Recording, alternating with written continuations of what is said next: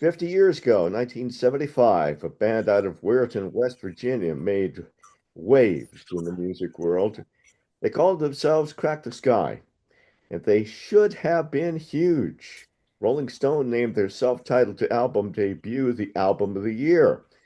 And an article said, like the first album of Steely Dan, 10cc, and The Tubes, Crack the Sky's debut introduces a group whose vision of mid-1970s ennui is original, humorous, and polished. Anybody who uses the term ennui in a review has got to be okay.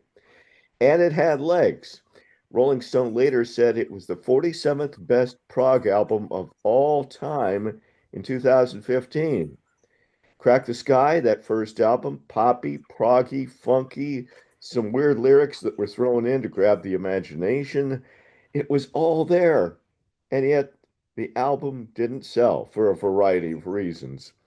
But Crack the Sky is still a going entity, and they've just released a live album, the first CTS record, and believe me, it is dynamite. I'm Mark Boardman of Sonic Perspectives, and joining me today is John Palumbo, the man behind the music and lyrics of Crack the Sky, as well as the lead vocalist and frontman.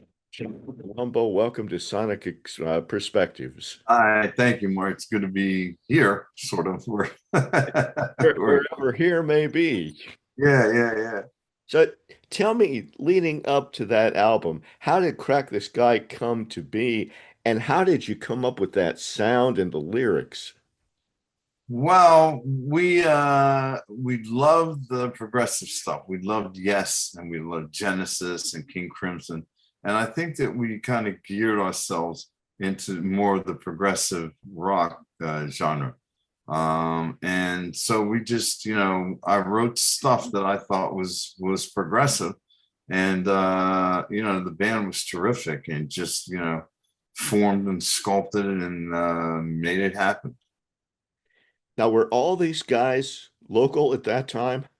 At the time, yeah, everybody was. We got signed. Ricky and I got signed, and then the record company said you can use people here and put a band together, or you can go home and put a band together. And we knew that there were people we wanted to play with at home, so that's what we did. We went back.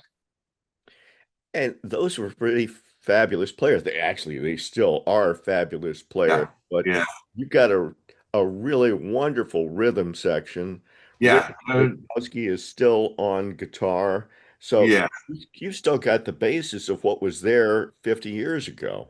Pretty much. There's Joe Macri's still with us. Just got back in the band a couple years ago, and Joe D'Amico is playing drums, and so we got 1, 2, 3, 4. Bobby, you might as well consider, a home member because he's been with us for 40 years. And then Bill, we just got him about a year ago. So Yeah. yeah, it's pretty much the same as it was. Now, have you ever, throughout the history, there's been some changes in personnel at various points. Yeah, Do you consider this lineup to be the strongest one for Crack the Sky? absolutely, no question. And the feedback that we get from people and fans and people who have been to shows is remarkable. They just said this is the best lineup that we've ever heard the band sound that good. And you feel that too. Yeah. Oh yeah, on stage. Yeah. Hmm. Yeah. It just kicks. How does it happen though? After 50 years, a lot of bands cease to go after 2 or 3 years. And as I say, with that core group, the four guys who have been together Uh-huh. since, Uh-huh. how do you keep it going strong and Well, vibrant? we make a lot of records, and that's part of the situation. I write always, and so there's always a bunch of material to pick from. And we keep, like, we try to do every year and a half, we try to release something. And I mean, like, this is the longest we've been without a proper record. We left the release the live album. Right. Uh, yeah, and so we're working right now on the next album, Okay. and Let that's me how we ask you keep it about, together. no, go ahead. I'm sorry. That's how we keep it together. I mean, it's just love of the music, and we kind of ignore everything else. Hmm. Let me ask you about a couple songs from that first album, which Sure. um, still grab Hold On and Surf City, which are basically a combination to segue from one to the next. How did Right. that song come about? Well, like they all come about, I write them and and then I bring them to the band, and then they attack. And I like I do the words and the music, and then I show here's what I got, and they tear it apart. And like Hold On Surf City were written separately. They were not written as a cohesive two-part unit. And what happened in the studio, I think it was Rick that said, why don't we put these together? And so in the studio, he just played that guitar riff that starts Surf City, and then the producers in there jammed it together. Where did you come up with lyrics for that? Because it's pretty Oh, unusual. that's biographical stuff. Yeah, that's what I did when I was in my youth. Yes, yes. So you were at Dodge City, you were driving cars. Right. Right. Surfing and fighting a lot. And yeah, yeah. Are all of them basically biographical, or do Oh, no. A lot of fantasy, a lot of, just really making up stuff, Mhm. which It's I find better doing that than biographical stuff. Robots for Ronnie could be getting closer and closer to being true. Now, yeah, now it is. Right. The actual robots for Ronnie means the parents that would do anything for their child. And that's how that came about. It just, I ran into some people that had like an ill child, sick with something, and they were just intent on making his life as normal as possible. And they would do anything to do that. And Mhm. that's where I came up with we'll get him a robot. You just took it in a slightly different Oh direction. yeah, I took it and ran with it. Yeah. Seems to me, and this was my belief back in 1975 when I found the album, and yes, I did manage to find the album, uh, Uh-huh. that Ice was sort of the epic, the opus, magnum opus. Yeah, kind of that and Sleep, I think, were the two Yes. kind of like big pieces that we put in. And when we do them live, that seems to how fans react to them. Ice, we get a standing ovation pretty much every night that we do that. And Sleep, we're doing what we're doing now is we're doing the first album live, beginning to end. And so that was a challenge, but we're pulling it off, and people seem to really like it. We should mention that while it is the first album from the first song through the last, it is Right. not exactly note for note because Ice, for example, is pulled out a little bit longer. Yeah, there's like a progressive, pretty much a progressive jam in there, and we get to take off a little bit, which is a lot of fun, and Mhm. it features Bill, a keyboard player. Right? Yeah, And in the other places, Bill gets to play saxophone too. yes, he does, and she's a dancer. He plays sax. Yeah, What had you been doing for all those years when you didn't have a sax player? guitar. Oh, there's a cat. Hello, Cat. Okay, let's go. Go ahead, bud. Go. We did it with guitars. And then once in a while, we had a horn section that we would put in a horn section to it, Right. which was a lot of fun. Yeah. Of course, the original, you had David Sanborn, you had the Brecker brothers performing on it. Yeah. That's top-notch talent. Oh, yeah. Well, there were people that knew people, and so they would haul them in. So that was always good. Hmm. Mm. So when you went out on the road or went out to do your shows back Uh-huh. in 1975, All right. what was the reception, especially because there had to be people who had never heard you guys before. Right. Sure. we were pretty much accepted wherever we played. We were talking a couple of days ago about musicians that are really keen on the band, other musicians. So if there's a place that where they didn't know us, the musicians would kind of like tune people into it. Hmm. Pretty neat. Was the fact that the distribution of the album was stunted, I guess we could say, Yeah, at least, yeah. did how how much did that cut back on your ability to play live too? Well, that was the whole thing. That was the whole problem. I mean, Baltimore is a big city for us, a very good city for us.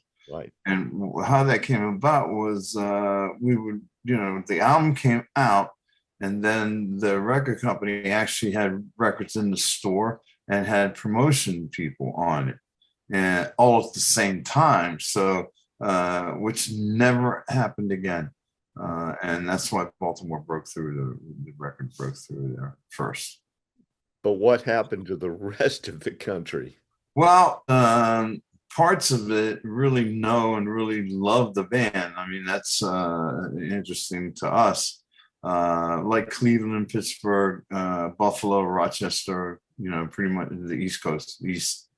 And out West, I don't know if we mean anything out West because it just hasn't been distributed out there. Yeah.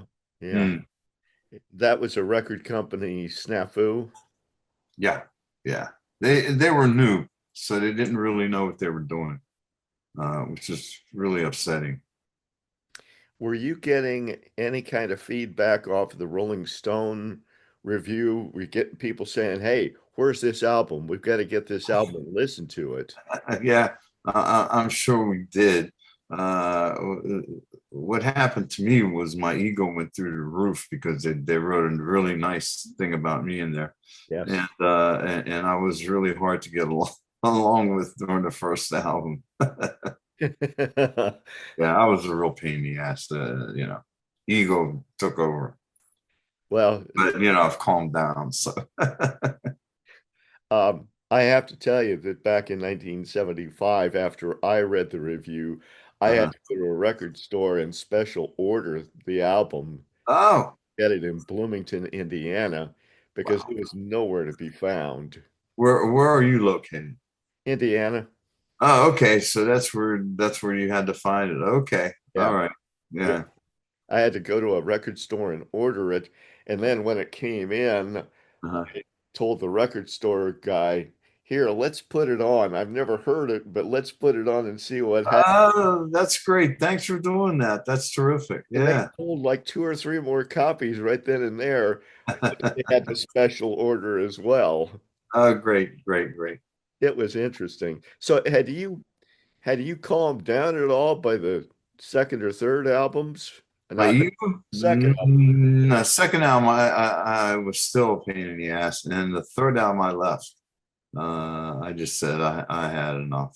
I didn't want to do it anymore. And I went to do solo stuff.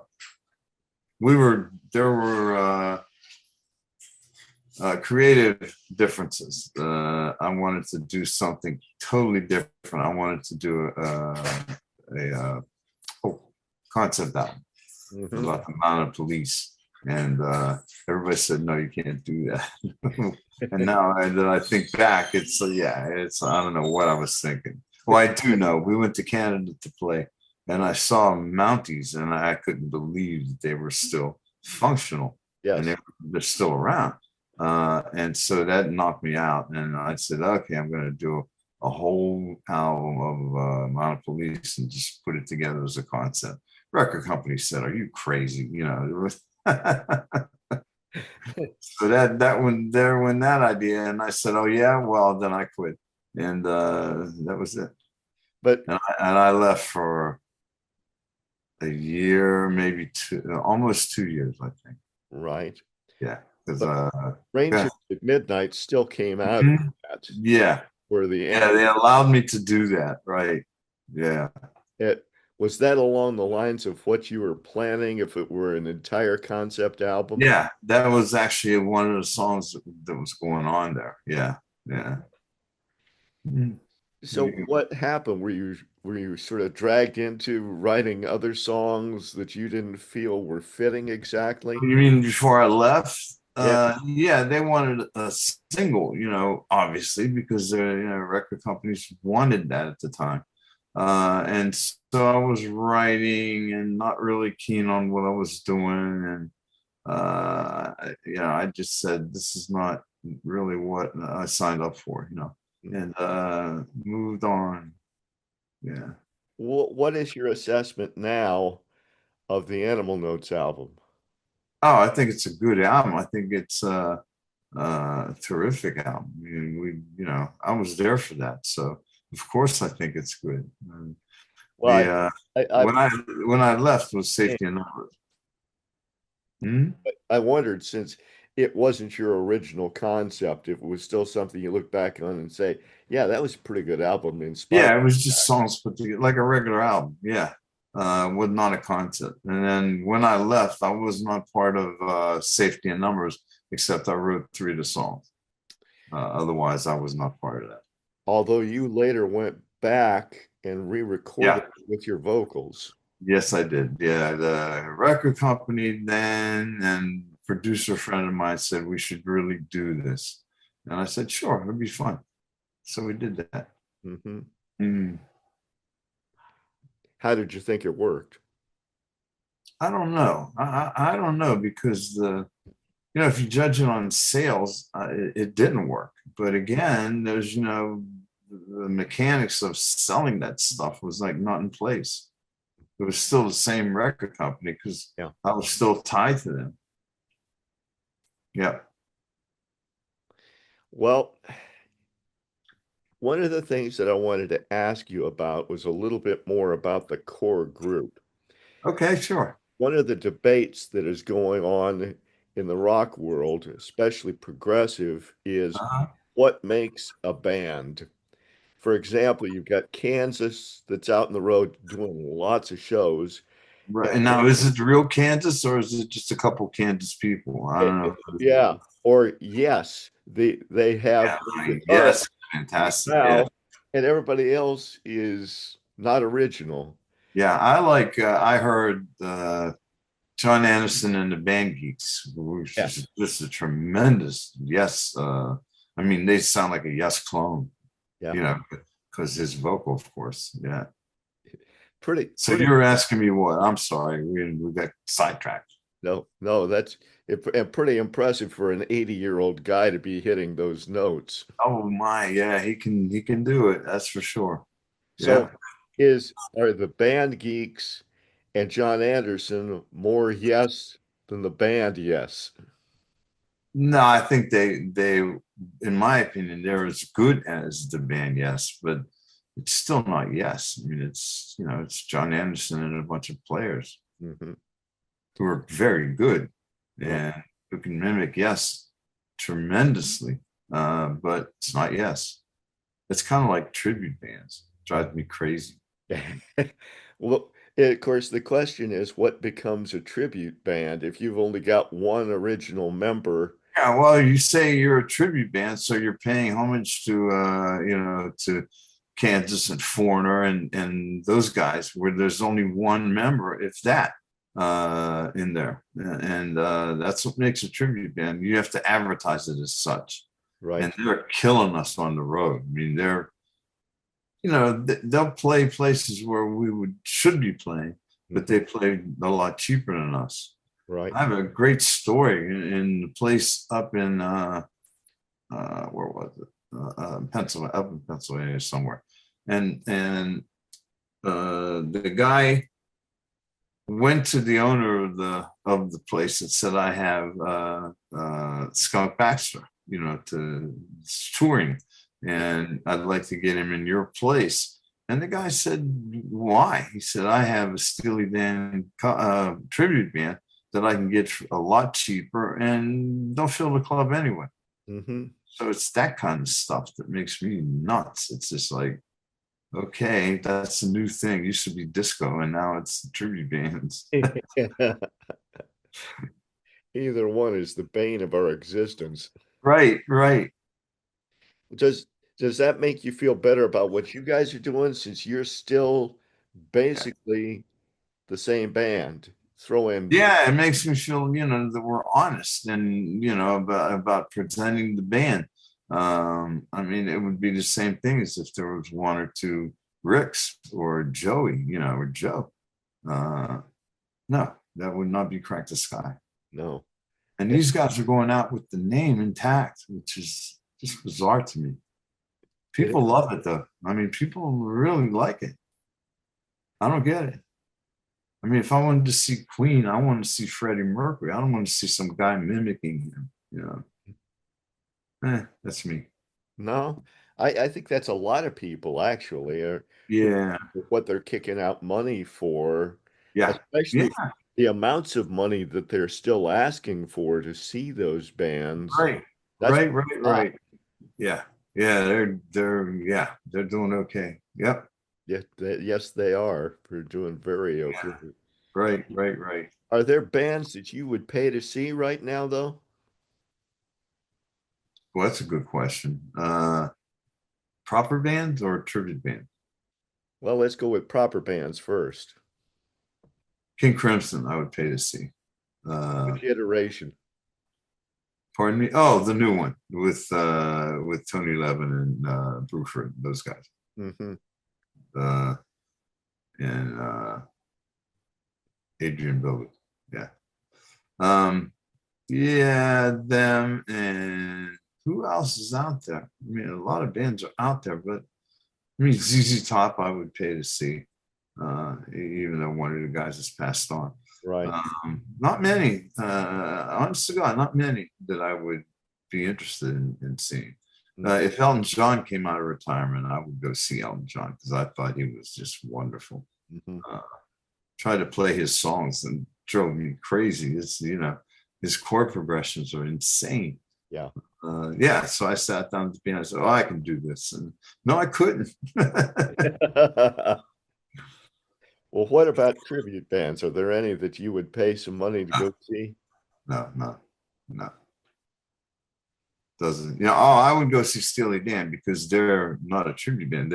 It's Steely Dan, Right. uh, and I would pay to go see them again. Yeah, saw them before. Were they pretty good? Yeah, it's just it's weird. It's like the Eagles. They sound just like the record, but nobody gave a shit. It's the people at the show were just like oh good, but they didn't take off on any of the songs. They Mhm. just played them exactly like and I guess there's people that love that. Sure. Uh, yeah, but for the most part, it seemed like they were just kind of okay. They went over okay. Yeah, yeah. And the cars were like that. Yeah. Yeah. Yeah, yeah, I would imagine that you would find that pretty boring to just play yeah, the same songs exactly the way they recorded. Not, yeah. I mean, it's great that they do that. Of course, they did it for their records, so they should know how to do that. But yeah, I love to see bands take off and do some other stuff. That's why I like King Crimson so much because you never know what they're doing. I mean, they it could be the proper record, or they can just be taken off like crazy. But just the quality of musicianship is just scary. it is. It's pretty Yeah. amazing. King Crimson. Yeah. Yeah. Yeah. Mm. So, are there bands out there that cover Crack the Sky? I don't know. There's no tribute band that I know of. I don't know. It's a good question. I have no idea if anybody covers us. Don't know. Because you would think that after 50 years, somebody Yeah. somewhere has got to cover a Crack the Right. Sky Right. somewhere. 50 years is a long time. Do you ever ponder that about how long it's been? Nah, only when you bring it up, I go, wow, 50 years. But That's no, if I would ponder that, I'd probably stop. I'd probably say, look, that's enough. uh But no, I don't think about it that way. hmm. So it's better to just stay in the present and look towards the future in terms of what. Exactly right. Exactly right. Just stay in the present moment and day at a time. So where did you get the idea to do a 50th anniversary of the first album live? Live was not my idea. It was, I think Bobby or Rick, one of those two characters came up with that. And I said, yeah, okay, it sounds like fun, but, it stifled the new album that we're working on now. Mhm. Uh, but, that was a ball to do that. That was just fun. And yeah, so it was not my idea. It doesn't mean it shouldn't have happened. Yeah. Yeah. How's it been doing in terms of sales? Doing well. Yeah. It's social media is helping a lot. And the what's it called when they hit hits? Yeah. Mhm. When they, you get the hits. Uh, Like uh, they get Spotify and yeah, that's what I mean. Yeah, you get that. And we're doing pretty good with that. Yeah. Yeah. You don't make any money with that. It's like but no, nobody does. you get like 14 cents or so, if that. So, I mean, I'm doing not bad because the writer and, I get publishing and that. So it helps out. Yeah. Yeah. Certainly better than getting the hits. It's like, wow. Yeah. But I would think with this Terrible. getting out there and getting some play, Hmm. you're going to get some new people coming in who say, wow, where's this band been? Oh, yeah. We get a lot of that. And we get a lot of children that are adult children that, they'll come and see us and then they'll say, oh, it was great. My dad told me about you got, and we just like, okay, that's, I don't care if they like it. That's great. That's great. So I had heard at one point that you were making efforts to try and expand your touring base, or at least your playing base, that you were going Mhm. to get into some new areas if you could Yeah. to We try. have, we have Buffalo and Rochester and Pittsburgh. Um, so we're hitting those areas. But like I said, it's so expensive for us to go out west, even to go like Midwest. It's just really difficult because you got to string a couple dates at least, Yes. to make it make sense. So we're trying. We have feelers out there everywhere. We'll see. Yeah. But it's tough for somebody like me who's in Indiana. Right. I'm going to have to go all the way to the Caribbean to see you guys. We're on that cruise. Is that what you're referencing? The That's cruise? exactly what I'm referencing. Yeah, cruise to the edge. Yeah, that's going to be a lot of fun. I'm looking forward to that. Yeah. Um, how did you get that gig? They came to us and Did they? proposed. Yeah, proposed it to us. Yeah, great. Well, then they listened to some of us who kept. I guess. Yeah. Well, it's all progressive people. It's like a progressive musicians, Yeah. shit thing. Uh, Concert. And yeah, you got like Steve Hackett and Adrian Belew is going to be, so it's pretty much more progressive. Even Marillion, which I think is progressive. yeah. I'm not sure. Yes, it is. Very. Yeah. Okay. Okay. Bill Bruford is going to be on the trip too. Yeah, he is. Yeah. Which is a hoot. Hi, Bill Bruford. How are you? I've been a big fan. Do that. Yeah. Make a fool out of myself. Right. Well, just like everybody else does. Yeah. Sure. Yeah. Because I went on to the cruise to the edge this last year for the first time, Yeah. and How was it? it was great. It was Yeah. amazing. And Cool. you literally could walk up to people uh, Yeah. and just sit down and say, "How you doing?" And for Mm. the most part, they were, "Hey, great, here, have something to eat, have some Yeah, food." That's sure. Yeah, yeah. Some food, right? It's pretty yeah, much what you do on a cruise, right? pretty much. And Yeah, that's great that everybody's kind of friendly. That's terrific. Yeah, this should be otherwise. So, no, yeah, that's I right. would imagine. Yeah, And yeah. Good. I think you'll enjoy it. I think you'll find the number of people who are aware of you is Yeah, very yeah, strong. yeah, yeah. Because I've there never been on a cruise. I've never been on a cruise. So, never, no, my wife and I are looking forward to it. Well, you should. It's a great time Yeah. by all, and if nothing else, the music is just exceptional throughout the We whole. shows.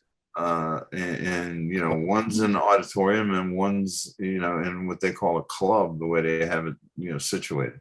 Yeah, Uh, but I'm surprised, you know, 2 shows for 5 days. Like, oh, okay, you know, we'll just hang out then, I guess. pretty much. And Yeah, yeah, that's again where people run into to artists on these cruises is right. you'll be hanging out, coming to see, well, Marillion, are they really a prog Yeah, band? Let me check them out. right, right, right, right. And you'll have a bunch of people who come up to you and say, John Palumbo of Crack the Yeah. Sky, man. Yeah, we'll see. We'll see. So before we get to that, which is still a Mm. few months away, will there be a new Crack the Sky album out? Yeah, working on it right now. And excited about it. It's a very good album. I think it's going to be a very good album. So far, it's turning out really, really, really nice. Good.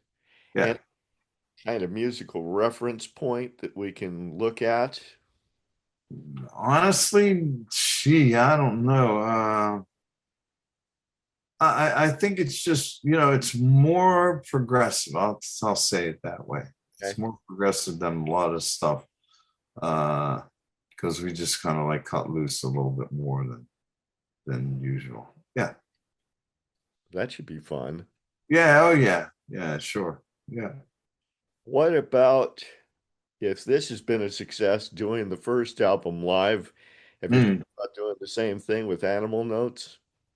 No, I don't think so. I think the first album made sense because that's, you know, where we broke from, Mhm. and people seem to know that album really a lot. Not Animal Notes, not so much. And Mhm. then they're aware of it, and there are some songs that people are keen on, because we get requests to play a couple things live, and like Invaders from Mars and stuff like that. They want to hear. Um, what else is on that album? We actually play it. Uh, I forget the name. Drawing a blank here. Tired. We left 4:30 in the morning to get home, so that was like not healthy. No, never is. No.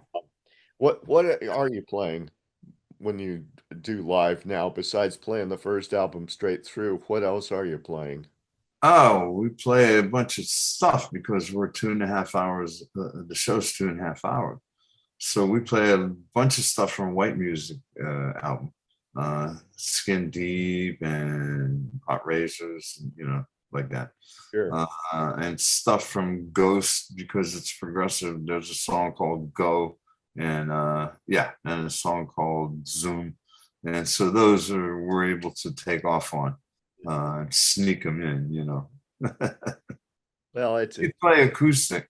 We do an acoustic set. So Long Nights is in there, and I actually we do a version of Don't Close Your Eyes, and a couple other things that you know escape me right now, but you get the gist of it. Yeah. yeah, I got the gist of it. Well, it sounds like a good show for sure. And Oh, it's terrific. The live show is really good. I don't mind blowing my own horn, but yes, the live show is impressive. What everybody says. Yeah. so have you got a fair number of shows lined up here for the next few months? Yeah, we're going to be pretty busy. We got a downtime up until September. So, which is okay because we're working on the new album, using that time to do that. Right. Yeah. So still primarily Maryland and Pennsylvania and New Jersey. Yeah. Right. Exactly. Yep. Yep. Okay, well, Hmm. I guess the car is going to have to get pointed to the east, and I'm going to have to look. Yeah. Right.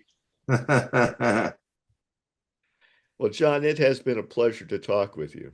And Oh, it was my pleasure. I really thank you for getting me involved here with this. It's nice, very nice. it's an opportunity that I've been waiting 50 years for. Oh, okay. Well, you got it then. And I'll tell you a little story after we get done here about, You do what? I'm sorry. I'll tell you a little story when we get Oh, done. okay. Sure, sure, sure. John Palumbo is the composer and lead singer for the band Crack the Sky, and their current album is live first album 50th anniversary. John, thanks to you for being with us. And I'm Mark Boardman. For all the music news, reviews, and interviews, all that you could ever want, go to sonicperspectives.com.